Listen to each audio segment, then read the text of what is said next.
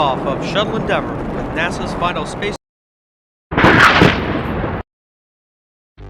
नमस्कार दोस्तों, दूसरे विश्व युद्ध के बाद अमेरिका और सोवियत संघ के बीच जबरदस्त तनाव बढ़ गया था।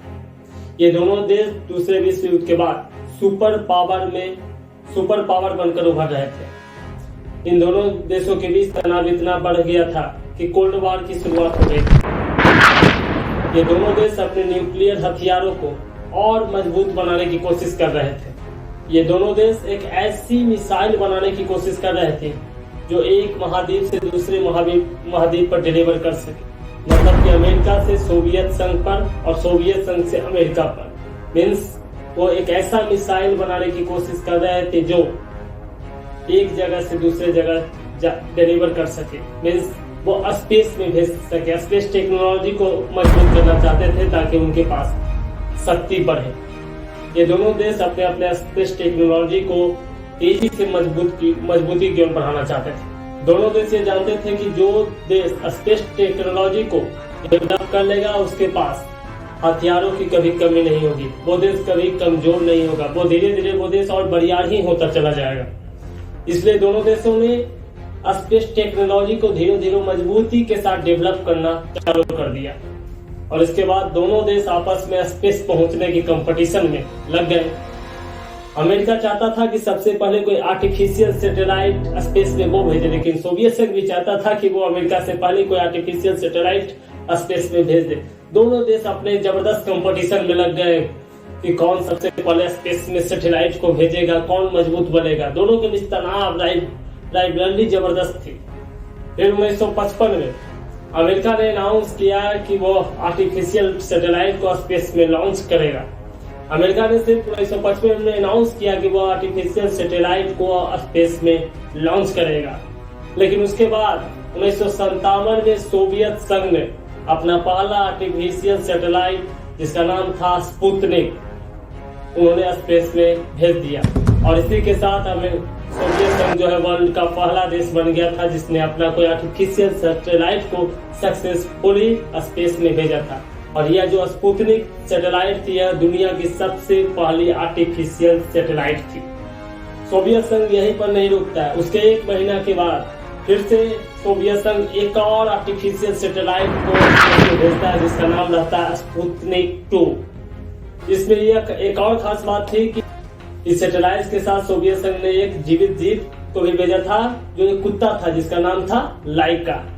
और सोवियत संघ के 2 सैटेलाइट के भेजने के बाद सक्सेसफुली भेजने के बाद अंत में 1958 में जाकर अमेरिका ने अपना पहला आर्टिफिशियल सैटेलाइट जिसका नाम था एक्सप्लोरर 1 लॉन्च किया और स्पेस में भेजा।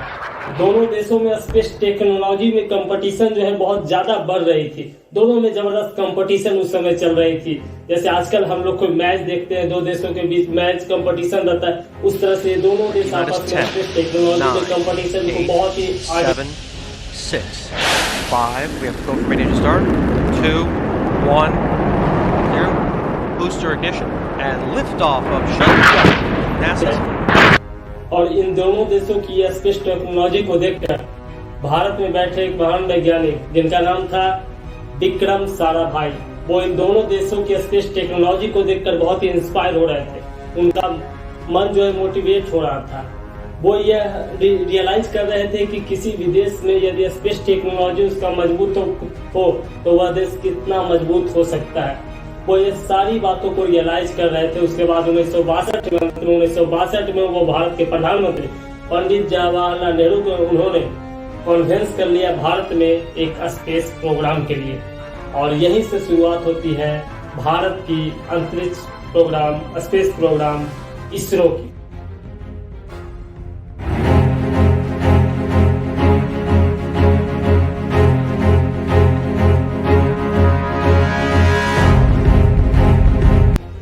और यह जो है दुनिया का चौथा स्पेस ऑर्गेनाइजेशन बन जाता है भारत। शुरुआत में इसरो का नाम होता है इनकॉस्पार।